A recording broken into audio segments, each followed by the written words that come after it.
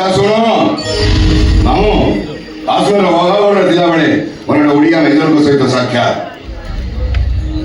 ତାଙ୍କ ନାଁ ଥିଲା ମେଜର ଆୟୁଷ ପଟ୍ଟନାୟକ। ହଁ କଥାବାର୍ତ୍ତାର ଆନ୍ତରିକତାର ବନ୍ଧୁ। ହଁ କଥାବାର୍ତ୍ତା ଜଣାପଡ଼ିଲା ସେ ବିବାହିତ। ତାଙ୍କର 8 ବର୍ଷର ଭଉଣୀ ଅଛି। ସେତେବେଳେ ଆମ ବୟସ ହୋଇଥାଏ 10 ବର୍ଷର। ଆଚ୍ଛା ଆଚ୍ଛା ବୁଝିଲି ସୋନାଲି ତାହେଲେ ତାଙ୍କରି ଭଉଣୀ। ମାମୁଁ ତମେ କ'ଣ ମୋ ବନ୍ଧୁକୁ ଚିହ୍ନିଛ? କି ଆଶ୍ଚର୍ଯ୍ୟ କଥା କହୁଛୁ, ତାଙ୍କୁ କ'ଣ କେବେ ଭୁଲି ହବ? ଆରେ ତାଙ୍କରି ପାଇଁ ପରା ତୁ ଜୀବନ ପାଇଛୁ। ତା ହେଇନଥିଲେ ଏତେବେଳକୁ ତ ସମାଜରେ ଶିଉଳି ଲାଗି ଚାଲନ୍ତା। ରାଇଟ୍ ମାମୁଁ, ୟୁ ଆର୍ ଆବସଲ୍ୟୁଟଲି ରାଇଟ୍। ମାମୁଁ ସେଦିନ ଆମେ ରାତି ସାରା ଡ୍ୟୁଟି କରି ଥକି ପଡ଼ିଥାଉ। ଗୋଟେ ତମ ତଳେ ଥାଉ। ହଠାତ୍ ପାକିସ୍ତାନୀ ସନ୍ତାସବାଦୀ ମାନେ ଆମ ଉପରେ ଆକ୍ରମଣ କରିଦେଲେ। ମୋରି ଆଖି ଆଗରେ ସଦସ୍ୟ ସୈନ୍ୟ ତଳେ ପଡ଼ିଗଲେ। ମୋ ବନ୍ଧୁକୁ ଦେଖିବାକୁ ଯାଇଛ? ମୋ ଭାବରେ ଗୋଟେ ସନ୍ତାସବାଦୀ ଠିଆ ହେଇଛି। ମୁଁ କିଛି ଭାବିବା ପୂର୍ବରୁ ସେ ଶୈତାନଟାର ବନ୍ଧୁକ ଗର୍ଜି ଉଠିଲା। ମୁଁ ଭୟରେ ଆଖି ବୁଝିଦେଲି। ବନ୍ଧୁକ ଗର୍ଜନ ବନ୍ଦ ହେଲା ପରେ ଆଖି ପଡ଼ି ଦେଖେ ତ ସେ ଶୈତାନ ମାନେ ନଥିଲେ, କିନ୍ତୁ ତଳେ ପଡ଼ି ରହିଥିଲା ମୋ ବନ୍ଧୁ ମେଜର ଆୟୁଷ ପଟ୍ଟନାୟକର ସେ ରକ୍ତ ଚୁରୁମୁରୁ ଶରୀରଟା।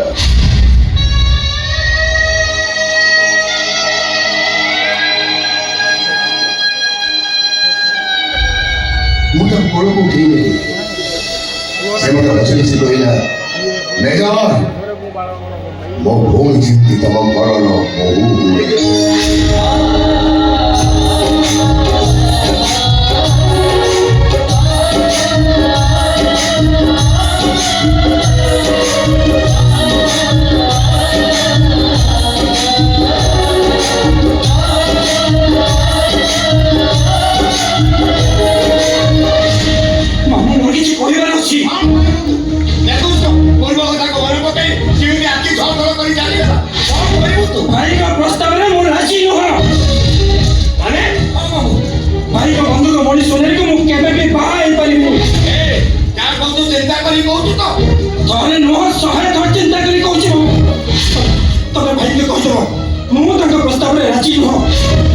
ବନ୍ଧୁକ ଭଳି ସୋନାଲିକୁ ମୁଁ କେବେ ବି ବିବାହ କରିପାରିବିନି।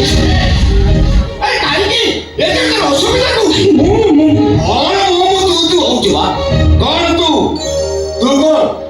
ମୁଁ ବାହା ହେଇସାରିଛି।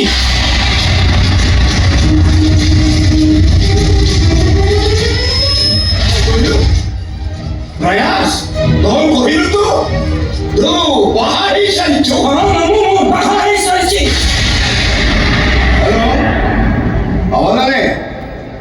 ହଁ କୁହନ୍ତୁ କ'ଣ ହେଲା? ଆସନ୍ତା ମାସ 7 ତାରିଖରେ ଲଗ୍ନ ସୁଝୁଛି।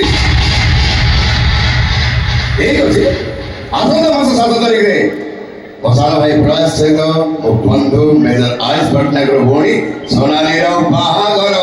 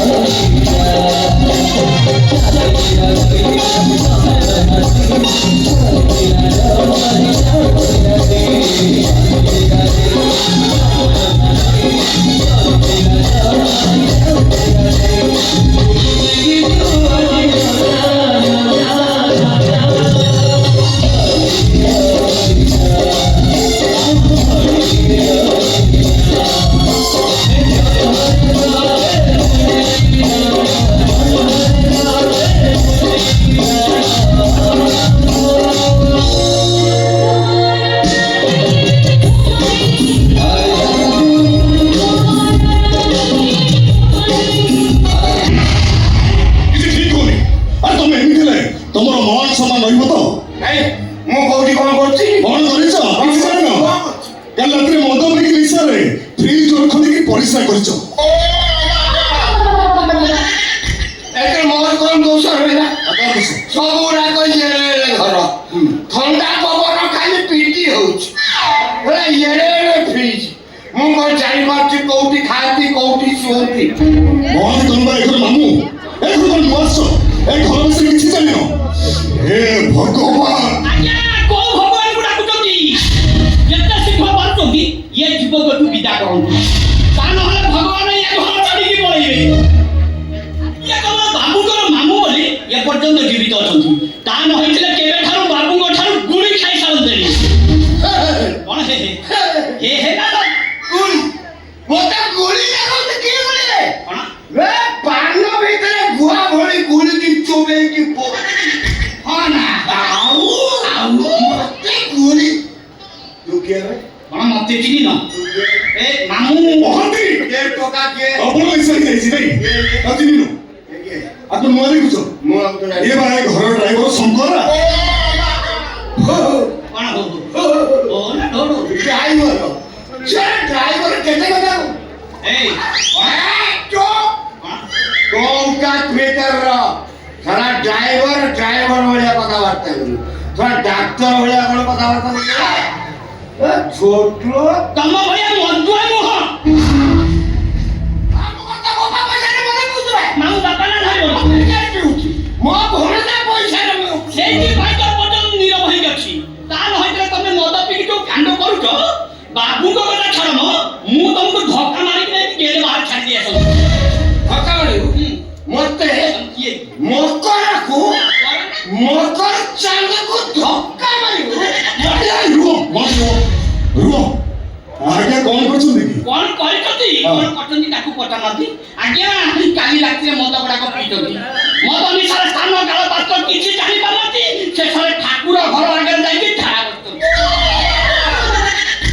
ଆଜ୍ଞା ବସିଲେ ସେ ଝାଡ଼ାକୁ ଲୁଚେଇବା ପାଇଁ ବାବୁଙ୍କ ରୁମ୍ ଆଗରେ ଗୋଟେ ଦାମୀ କାର୍ପେଟ ପଡ଼ିଥିଲା ସେ କାର୍ପେଟକୁ ଆଣିକି ଝାଡ଼ା ପରେ ପକେଇ ଦେଇଛନ୍ତି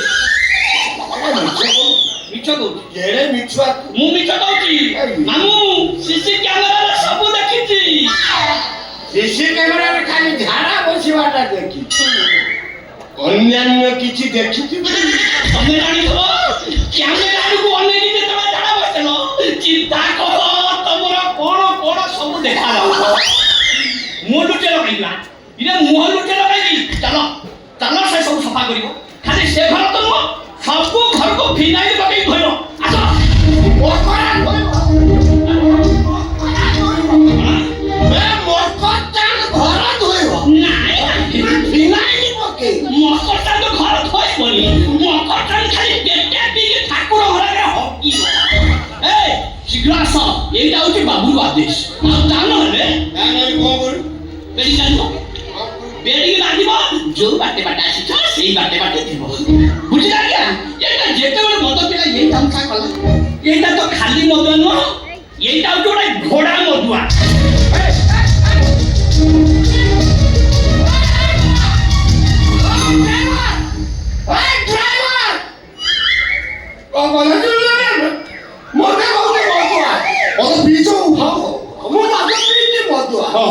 এই যে মসজিদে খেঁচা মারতারা ঘোড়া মতুয়া খেঁচা মাইলা আত্মাকে বাধ্য ରହିଯାଅ ମହାନ୍ତି ସରିଯାଅ ମହାନ୍ତି ସରିଯାଅ ବେଶୀ ଦିନ ନୁହଁ ତମେ ଅପେକ୍ଷା କର ନୂଆ ପଡ଼ିଆ ନୂଆ ପିଚ୍ ଯୋଉଥିପାଇଁ ରକି ଖାଲି ଡିଫେନ୍ସ ଖେଳୁଛି ତାପରେ ତମେ ଦେଖିବ ଏ ରକି କେମିତି ଚୌକା ଛକା ମାରୁଛି ବାହାଘର ଆସି ଏତେ ଦିନ ହେଇଗଲାଣି ତଥାପି ତମ ଖୁଣ୍ଟ ମଜବୁତ ହେଇନି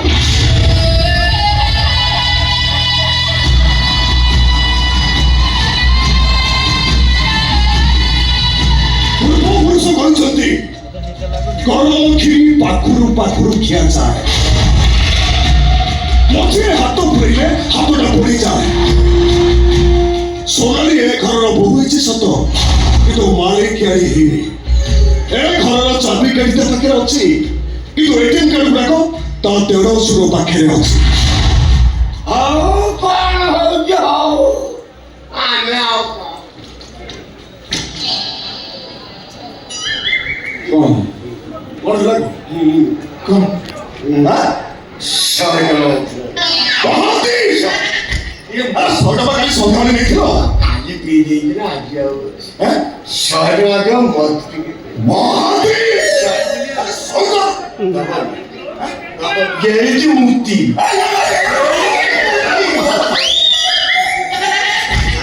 ସ୍ୱର୍ଗ ଦେଖ ତ ହେଁ? ଅଛି ନା ନାଇଁ ଏକା ଦେଖିନି ହଁ ନମ୍ବର ହଁ 200 ଅଛି ଆଉ ସନ୍ଧ୍ୟାକୁ ମାଗିବନି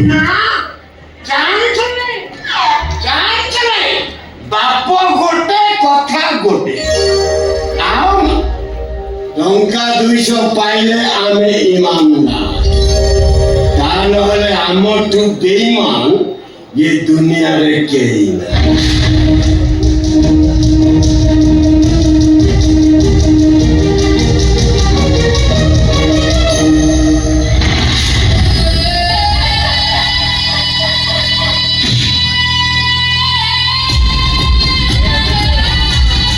ଅପେକ୍ଷା କର ମହାନ୍ତି ମୁକେଶ ପଟ୍ଟନାୟକ ଡ୍ରାଇଭର ତମକୁ ମଧୁଆ କହିଛି ମୁଁ ଯଦି ଏ ଘରେ ମଦ କାଉଣ୍ଟର ନ ଖୋଲିଛି ତାହେଲେ ମୋ ନାଁ ବି ରକି ରାଥୋଡ ନୁହଁ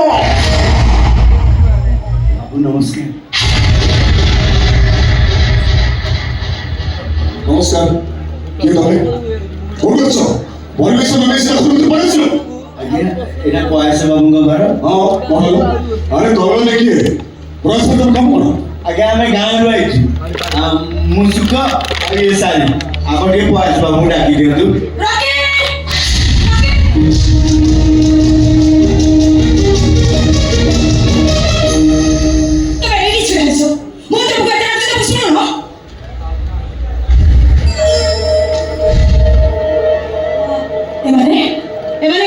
ମୁଁ ବି ଜାଣି ପଚାରେ କହୁଛୁ ଗାଁରୁ ଆସୁ ପ୍ରୟାସ କରୁଛନ୍ତି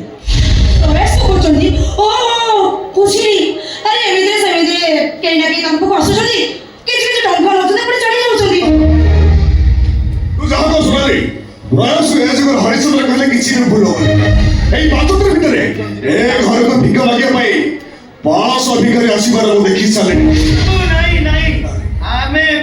ଆମେ ଭିକାରୀ ନୁହଁ ଆମେ ଭିକ ମାଗିବାକୁ ଆସିନୁ ଇଏ ହଉଛି ଆମ ଗାଁ ଝିଅ ସାରି ମୁଁ ଏଇଠିକି କୟାସ ବାବୁଙ୍କ ଘରେ ଆକୁ ଛାଡ଼ିବାକୁ ଆଇଛି ଇଏ ରହିବ ମୁଁ ଗାଁକୁ ଜାଣିଥିବି ଝିଅ କେମିତି ମୋଟରେ ସିନ୍ଦୁର ପିନ୍ଧିଛି ହାତରେ ଶଙ୍ଖ ପିନ୍ଧିଛି ଇଏ ବାବା ହାଇଯାଇଛି ସେଇଦିନ ଆମେ ତାକୁ ଏଇଠି ଛାଡ଼ିବାକୁ ଆଇଛି ଅଟା ପାଗଳ ନା କଣ ଆମେ ତୁମେ ସେଇଟା ପଚାରୁଛୁ ସିଏ ଏଠି ରହିବ କାହିଁକି ବାବୁ ସିଏ ଏଇଠି କୁଆଡ଼େ ନେଇ ରହିବ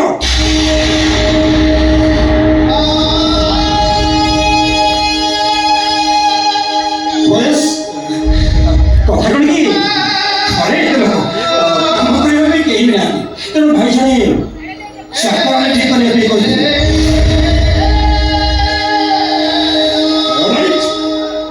ଘର କାମ ପାଇଁ ଜଣେ ଚାକିରି ଦରକାର ଥିଲା ଚାକିରି ହେଇଗଲା ଆଉ କିଛି ଅସୁବିଧା ନାହିଁ ବାବୁ ଆପଣ ଏମିତି କଣ କହୁଛନ୍ତି ମତେ କାହିଁ ଆପଣଙ୍କ କଥା କିଛି ଭଲ ଲାଗୁନି ବାବୁ ଇଏ ବାବୁ ମାନେ କିଏ କଣ ଦେଖି ଜାଣିପାରୁନୁ ଇଏ ହଉଛି ପ୍ରୟାସ ବାବୁଙ୍କ ସ୍ତ୍ରୀ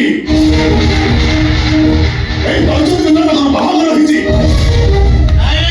ଆପଣ ମିଛ କହୁଛନ୍ତି କୟାସ ବାବୁ କୟାସ ସେମିତି କାମ କେବେ କରିପାରିବେନି ସିଏ ଆଉ ଘରକୁ ଆଇପାରିବେନି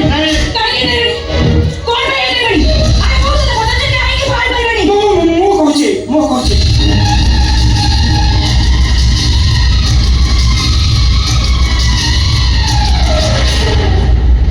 ଆଚ୍ଛା ଏଇ କଥା ତ ହଁ ଶୁଣ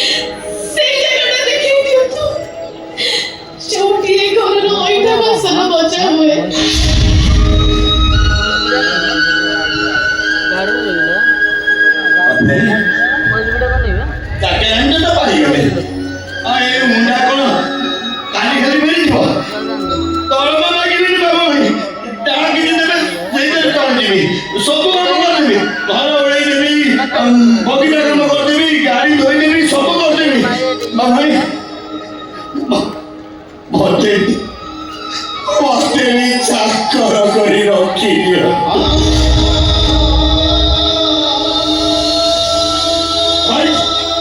ଘର କାମ ଚାକର ହେଇଗଲା ଏବେ ବାହାର କାମ ଚାଲ ଦରକାର ନା କଣ ଶୁଣାଲି ମୁଁ କଣ ହେଇଛି? ନାଇଁ ବାବା ମନା କରନ୍ତୁ। ଆମର କେତେ ବଡ ଲୋକ, ଆମର କେତେ କଣ ଖାଇବା ତିଆରି ହଉଥିବ, ବାହାରେ ଭୋପାଡୁଥିବ, ଗୋରୁ ଖାଉଦେବେ, କୁକୁର ଖାଉଦେବେ, ସେଇଥିରୁ ମତେ ଟିକେ ଦେଇଦେବେ, ମୁଁ ଖାଇକି ରହିଯିବି, କିଛି କରିବିନି। ମନା କରୁଥିଲି ବାବୁ ଠିକ ଅଛି ମୁଁ କହୁଛି ତୁ ଏ ଘରେ ଚାକିରି କରିବୁ ତୁ ଶୁଣ ତୋର ପାଗଳା କିଛି ଦିନ ଘରେ ଖାଇବୁ କାମ କରିବୁ ରାଜି ମୁଁ ରାଜି ବାବୁ, ମୁଁ ରାଜି। ଶୁଣଲି ମୋର ଏ ବାହାର କାମ ଅଛି ତୁ ଆସୁଛି ହେଲା ଠିକ ଅଛି। ଆଚ୍ଛା ତୋ ନାଁ କଣ ମୁନା ହଁ ମୋନା ସୁକ, ଗାଁରେ ମତେ ସୁକ ପାଗଳ ବୋଲି ଡାକନ୍ତି।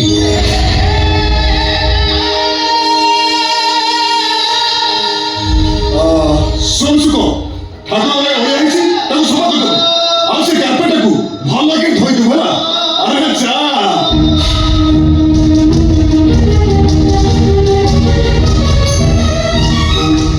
ସାରି ତୁ ମୋ ସହିତ ଆସ ମୁଁ ତତେ ତୋ କାମ ବିଷୟ ସବୁ ବୁଝିଦେବି ବାସ୍।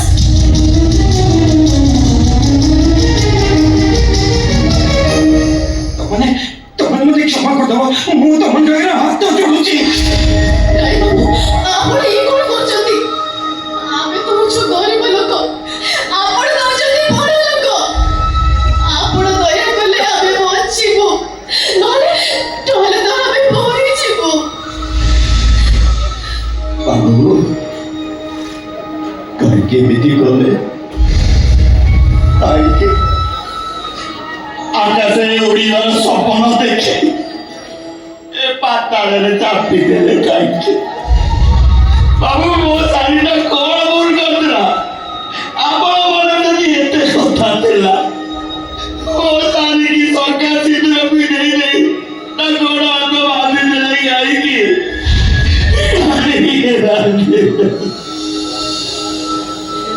ଏ ପ୍ରୟାସ ସମସ୍ତଙ୍କ ପାଇଁ ମଣିଷ ପରି ଦେଖାଯାଉଥିବା ଗୋଟେ ଜନ୍ତୁରେ ସୁକ। ସେ ନିଜେ ଜାଣିଛି ତା ଭାଇ ହାତ ଇଶାରାରେ ନାଚୁଥିବା ସେ ଗୋଟେ କଣ୍ଢେଇ। ମୁଁ ସତ କହୁଛି ସୁକ, କେବଳ ଭାଇଙ୍କ କଥା ରକ୍ଷା କରିବାକୁ ଯାଇ ମୁଁ ସୋନାଲିକି ବିବାହ କରିଛି। ତୁ ମତେ ଯାହା ଶାସ୍ତି ଦେବା କଥା ଦେ, ପାରୁଛୁ ଯଦି ତୁ ମତେ ମାରିଦେ, ନହେଲେ ମୋ ଜୀବନ ତୁ ନେଇଯା। ରାଇ ବାବୁ ରାଇ, ପୂଜାରୀ ବଗିଚାର ଫୁଲଟା ଜାଣିଥାଏ ସେ ସକାଳେ ହେଲେ ଠାକୁରଙ୍କର ବେକର ହାର ହେଇଯିବ। ମତେ ଏହା ଭାବୁଛୁ ନା ମୁଁ ଜଣେ ସ୍ୱାର୍ଥପର ମଣିଷ? ଆମେ ତମେ ମତେ ବିଶ୍ୱାସ କର, ଏ ପ୍ରୟାସ ପଟ୍ଟନାୟକ ଗୋଟେ ଅସ୍ତିତ୍ୱ ବିହୀନ ମେସିନ୍ଟେ। ତା ନିଶ୍ୱାସ ତା ନିଜସ୍ୱ ନୁହେଁ, ସେ ଯେତେବେଳେ ନିଜେ ନିଜର ନୁହେଁ ସେତେବେଳେ ସେ ତପନକୁ ଦେଇଥିବା କଥାକୁ ରଖିବ ବା କେମିତି? ବାବୁ ମୁଁ ମନ ଦୁଃଖ କରୁନି, ମୁଁ ତ ନିଜକୁ ବୁଝେଇ ଦେଇଛି ଯେ ମୋ ଭାଗ୍ୟରେ ସୁଖ ନାହିଁ। ହାତ ପାପୁଲିର ରେଖାକୁ ସୁଖର ଆଶା କରିବି ବା କେମିତି? କିନ୍ତୁ କେତେ ଦିନ ସାରି କେତେ ଦିନ ସମୁଦ୍ରକୁ ଛଡ଼କୁ ତୋ ସାମ୍ନାକୁ ଠିଆ ହବ। ଦିନେ ନା ଦିନେ ସେ ସାମୁଦ୍ରିକ ଛଡ଼ ବଡ଼ ହବ, ଆଉ ସେତେବେଳେ ଦୈହିକ କ୍ଷେତ୍ରଟା ଅରଣ୍ୟର ଅଜଗରଠାରୁ ଆହୁରି ଭୟଙ୍କର ହବ। ସେଇଟା କୋଉଠି ମୋର ହେଇକି ଅଛି କି ବାବୁ? ସେଇଟା ତ ଆପଣଙ୍କର ହେଇଯାଇଛି। ବଡ଼ ଦେଉଳକୁ ସମସ୍ତେ ଯାଇପାରନ୍ତିନି ବାବୁ, କିଛି ଅଭିଶପ୍ତ ଦେଉଳ ଦୁଆରେ ବସି ବସି ନିଜ ଜୀବନ ହାରି ଦିଅନ୍ତି। ଭାବିଲେ ବି ଚନ୍ଦନ ଅଞ୍ଚଳରେ ଛିଡ଼ା ହେଇ ଠାକୁରଙ୍କୁ ଛୁଇଁବା ମୋ ଭାଗ୍ୟରେ ନାହିଁ। ବାବୁ ଅନନ୍ତ ଭାଇଟା ଖାଲି ଛାଡୁ, ତା ବୋଉଟା ହେଇଗଲେ ବୋହୁ ହେଇଗଲା। ଏମିତି ସାଙ୍ଗେ ସାଙ୍ଗେ ନେଇଯିବି, ସବୁ ସରିଯିବ ବାବୁ। ମୁଁ କଥା ଦଉଛି ଆଉ କିଛି ରହିଲା ବେଳେ ଏଠି ନେଇଯିବି। ଆଉ ଯଦି ସାରି ହେଲେ ଚାଲିଯାଏ ବଡ଼ ଏଇଟା ମରିଯିବ ବାବୁ। ମନ୍ଦିର ଫୁଟିଥିବା ଫୁଲ ପରି ମୁଁ ତଳେ ପଡ଼ି ମାଟିରେ ମିଶିଯିବି। ମନ୍ଦିରକୁ ଯାଇ ଠାକୁରଙ୍କର ବେକର ହାର ହେଇପାରିଲି ସିନା ଭରସା ତ ପାଇଛି। ଆପଣଙ୍କର ସ୍ତ୍ରୀ ହେଇପାରିଲିନି, ଏ ଘରର ବୋହୂ ହେଇପାରିଲିନି। ସକାଳୁ ଉଠି ଆପଣଙ୍କ ଥରେ ଦେଖି ତ ପାରିବି ନା। ଭୁଲ କରିଦେଲେ ହାତ ଉଠେଇ ଚାପୁଡ଼ାରେ ବାଡ଼େଇଦେବେ ବାବୁ। ହେଲେ ଗାଳି ଦେବେନି ବାବୁ, କାହିଁକି ନା ମୋତେ ବାଡ଼କୁ ଡର ଲାଗେନି, ମୋତେ ଗାଳିକୁ ଡର ଲାଗେ। अरे तुमने मोटे गाड़ी का बनी तो तुमने मोटे अभिशाप तो बनी तो मोर कथा सुनी से बाबा तुमने मोटे क्षमा करी दो तो ବାବୁ ଆପଣ ଏମିତି କାହିଁକି କହୁଛନ୍ତି? ଆମେ ତ ଏ ଘରର ଚାକର ଚାକରାଣୀ। କହୁନାହାନ୍ତି କ'ଣ କହିବେ? ମୋ ସ୍ତ୍ରୀ କି ମୁଁ କଣ କହି ବୁଝି ଦେଲି ଚିଲିଛି ହଁ ବାବୁ ଆପଣ କ'ଣ ଗୋଟେ କହିଲେ ଆମେ ସେ କଥା ଶୁଣି ପାଇଲୁନି। କ'ଣ କହିଲେ ବାବୁ? ହଁ ବାବୁ ଆପଣ କ'ଣ କହିଲେ? କ'ଣ କହିଲେ? କହିଲି ସୁଖ ଅନୁସାରେ ଦୁହେଁ ହେଉଛନ୍ତି ସ୍ୱାମୀ ଓ ସ୍ତ୍ରୀ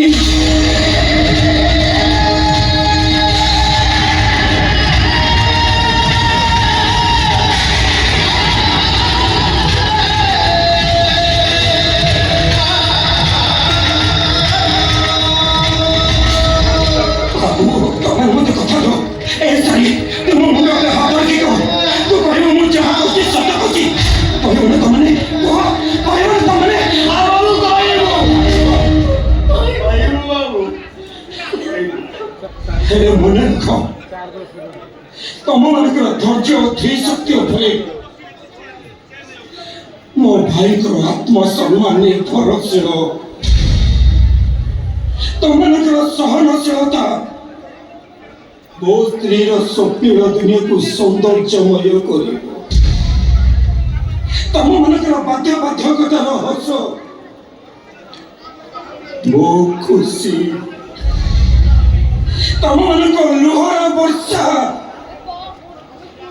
ମୋ ସଂସାରର ସବୁ ଜୀବନ ତମେମାନେ ଚାହିଁଲେ ମୁଁ ଏମିତି ଥିବି ଆଉ ନ ଚାହିଁଲେ ମୋ ଶବ ମଶାଣିକି ଯିବ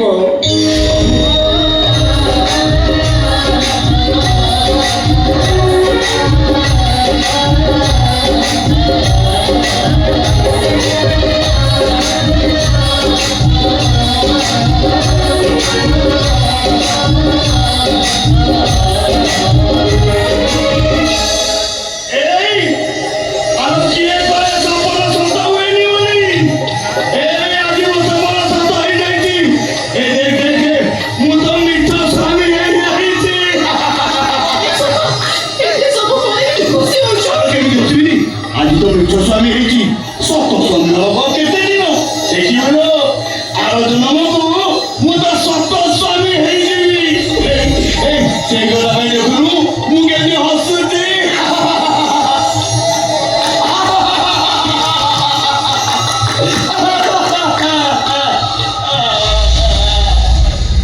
ଏଇ ସୁଖ, ଏଇ, ତୁ ତ ଏବେ ହସୁଥିଲୁ, ତାହେଲେ କାନ୍ଦୁଛୁ କାହିଁକି?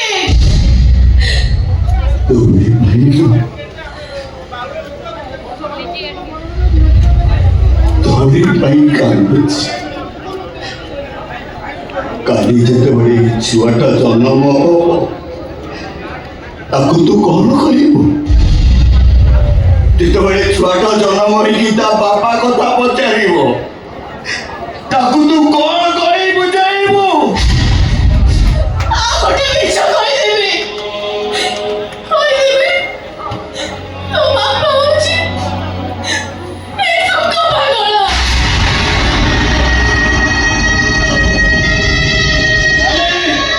ମିଛ ମୁଁ କହିବି ତୋ ମା ମିଛ କହୁଛି। ମୁଁ ତୋ ବାପା ନୁହଁ, ତୋ ବାପା ହଉଛି ଇଏ ସୁଖ ତୁ ଯଦି ସାରି ପିଲାର ବାପା ନୁହଁ ତାହେଲେ ସାରି ପିଲାର ବାପା କିଏ କହିବି ତ ବାବୁ, ପଚାରୁଛି ପରା ସତ କହିବି ତ। ଏ ସୁଖ ତ ମୁଣ୍ଡ ଖରାପ ହେଇଛି, ତୁ କ'ଣ ପାଗଳ ହେଇଛୁ? ମୁଁ ତତେ ଯାହା ପଚାରୁଛି ସେ ପ୍ରଶ୍ନର ଉତ୍ତର ଦେ। ମିଛ କହିବନି ନାଇଁ ବାବୁ ଯାହା କହିବୁ ସତ କହିବୁ କାରଣ ମିଛକୁ ଓ ମିଥ୍ୟାବାଦୀକୁ ଘୃଣା କରେ ବାବୁ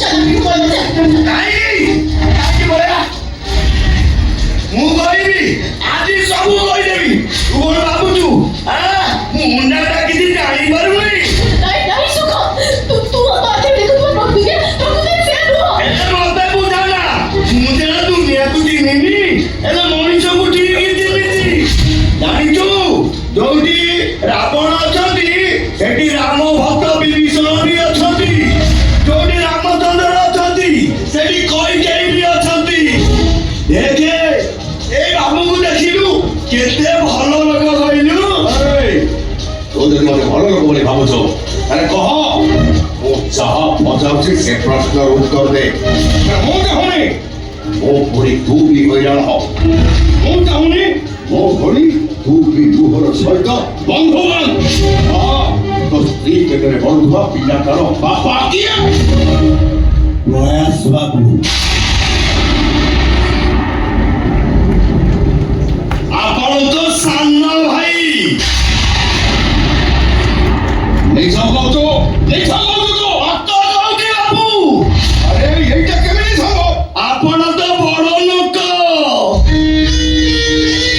ଭାରି ଜ୍ଞାନୀ ଲୋକ ଗୁଣୀ ଲୋକ କେତେ ପାଠ ପଢିଛନ୍ତି ବାବୁ ଗୋଟେ କଥା ପଚାରିବି କହିବେ କେହି ଯଦି ଆପଣଙ୍କୁ ପଚାରେ ଆପଣଙ୍କ ବଗିଚାରେ ଫୁଟୁଥିବା ଫୁଲଟା କାହାର ଆପଣ କାହା ନାଁ କହିବେ କେହି ଯଦି ଆପଣଙ୍କୁ ପଚାରେ ଆପଣ ବଗିଚାରେ ଫୁଟୁଥିବା ଫୁଲଟାର ପ୍ରକୃତ ମାଲିକ କିଏ ଆପଣ କାହା ନାଁ କହିବେ ମୁଁ ମୋ ନାଁ କହିବି ଭାବିଚିନ୍ତି କହୁଛନ୍ତି ନା ବାବୁ ଆରେ ଏଥିରେ ଭାବିବାର କ'ଣ ଅଛି ବଗିଚା ମୋର ଗଛ ମୁଁ ଲଗେଇଛି ଆରେ ସାର ପାଣି ମୁଁ ଦେଇଛି ସେଥିପାଇଁ ଫୁଲଟା ମୋର ସେ ଫୁଲଟା ଫୁଲ ଗଛ ଫୁଟେଇଛି ନା ଆପଣ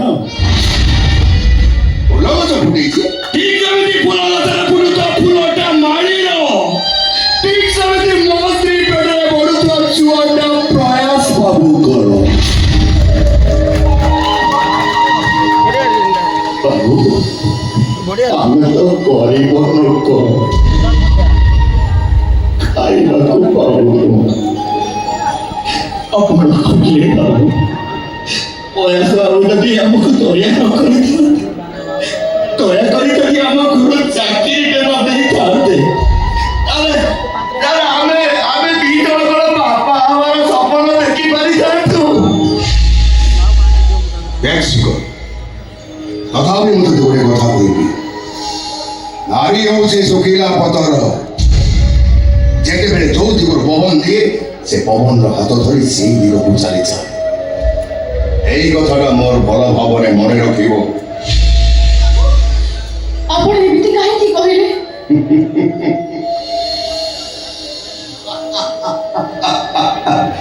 ମୋ ପ୍ରଶ୍ନର ଉତ୍ତର ତୁ ଦିନେ ନା ଦିନେ ନିଶ୍ଚୟ ପାଇବୁ କିନ୍ତୁ ଗୋଟେ କଥା ମନେ ରଖ ଲୋକେ କହନ୍ତି ମଣିଷ ଛାତି ଭିତରେ ଗୋଟେ ହୃଦୟ ଅଛି ସେ ହୃଦୟଟା ରକ୍ତ ମାଂସରେ ତିଆରି କିନ୍ତୁ ଏ ପୃଥିବୀରେ ଏମିତି ବି ଗୋଟେ ମଣିଷ ଅଛି ଯାହା ଛାତିର ହୃଦୟଟା ଇଟା ଓ ସିମେଣ୍ଟରେ ତିଆରି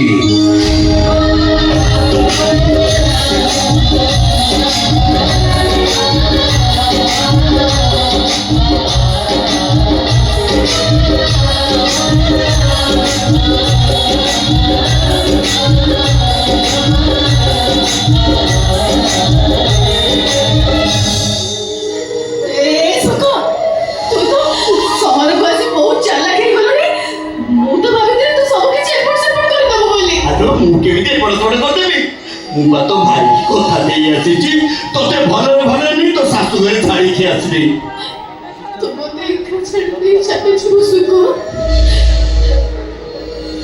ଆଉ ତୁ କାହିଁକି ରହିବି ଦେଖିବା ମୋର କାମ କ'ଣ हां तू ठीक कहि छु सुखा